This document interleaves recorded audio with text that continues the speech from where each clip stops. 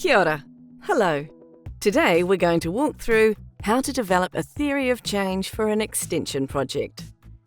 A theory of change is essentially a roadmap that shows how your extension activities will lead to real change in your target audience.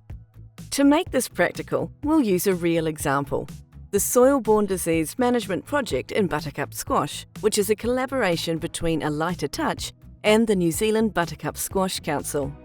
Soil-borne diseases are causing significant losses in New Zealand buttercup squash production.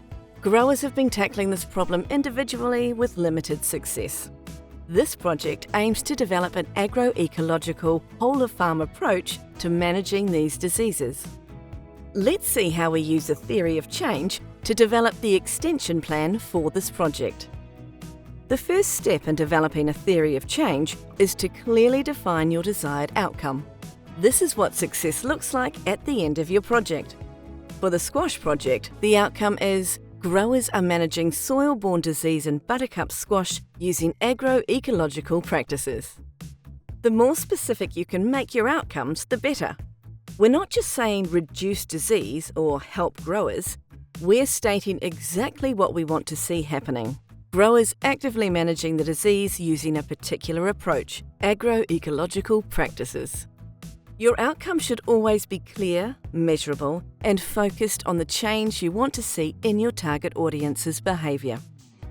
Now let's talk about objectives. Objectives are the stepping stones that will get us to our outcome, and we use a framework called CASA to structure these objectives. CASA stands for knowledge, attitude, skills, and aspirations. Let me explain each one. Knowledge refers to what we want people to know or understand. This is the cognitive or informational aspect. For our squash project, the knowledge objective is improve grower knowledge of soil-borne disease causal factors and what tools work effectively to manage it. We want growers to understand what causes these diseases and what management options are available. Growers need this foundational knowledge to make informed decisions. Attitude is about how people feel or what they believe. It's their willingness, openness, or motivation toward change. Our attitude objective is growers are open to trying new tools and techniques for soil-borne disease management, changing their practice, and discussing approaches with other growers. This is crucial.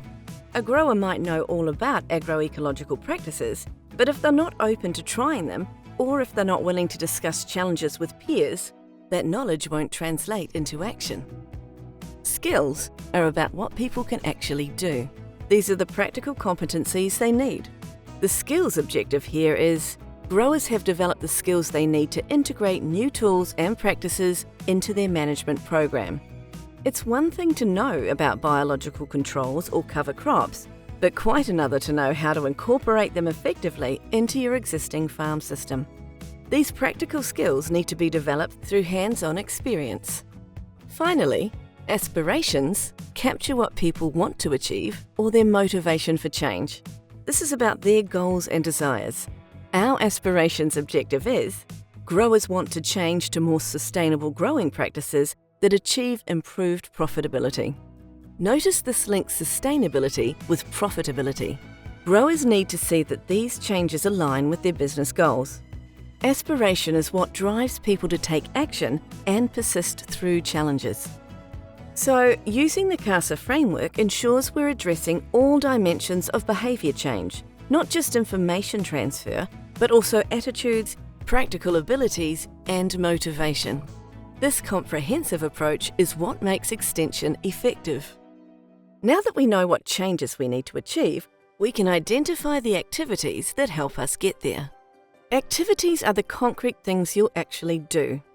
For the squash project, these include a literature review gathering existing knowledge from New Zealand and overseas, running knowledge sharing workshops, publishing articles in grower-focused media, conducting demonstration trials on farms, communicating results from those trials, holding toolkit workshops to train growers in using new resources, conducting grower surveys to understand needs and measure progress, having industry discussions to promote new practices, highlighting the profit implications of new practices, creating a grower discussion group for peer learning, creating a grower toolkit with practical guidance, organising field walks so growers can see practices in action. Notice how different activities target different objectives.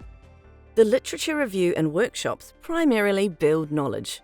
Field walks and demonstration trials help develop skills.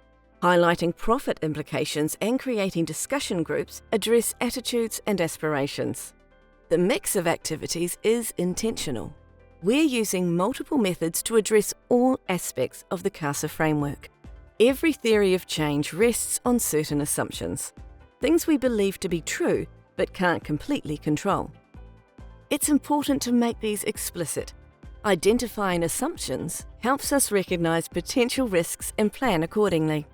For the Squash project, key assumptions include: the competitive nature of the sector has implications for collaboration. Growers need to be willing to share information. Profitability is an industry challenge. Economic pressures affect adoption. It's a small industry, which means we can potentially connect with all growers. There's variation in the audience. Some are large growers with in-house agronomy advisors. Others are smaller growers without the same resource or time to focus on soil-borne diseases. Indicators are how we'll measure whether we're making progress. For this project, grower survey results showing knowledge and practice change. Attendee numbers at events. Product supply demand, for example, increased demand for vetch seed. Reduced crop losses due to soil-borne disease tracked through grower surveys. Adoption of new seed varieties and products, also measured via grower surveys. These indicators give us concrete evidence of whether our activities are leading to the changes we want to see. Finally, we need to sequence our activities. Not everything can or should happen at once. There's a logical progression. Phase 1 activities are about building foundation knowledge and engagement.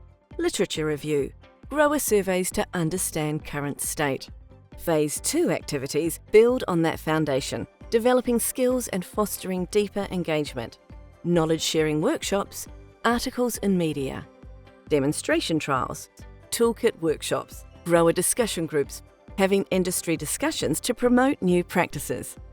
Phase 3 activities consolidate and sustain change. Communicating trial results, grower toolkit development, more field walks as practices mature, highlighting the profit implications of new practices. Grower discussion groups for ongoing peer support. This sequencing ensures we're building knowledge before expecting skills development and creating the right conditions for attitude and aspiration changes throughout.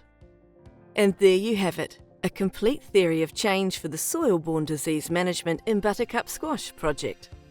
By working through outcome, objectives using the CASA framework, activities, assumptions, indicators, and sequencing, we've created a clear roadmap that shows what we want to achieve, what needs to change in growers for that to happen, what we'll do to create those changes, what we're assuming, how we'll measure success, and when things should happen. This theory of change becomes a living document that guides project implementation and helps us stay focused on creating real, measurable change. Thank you for watching.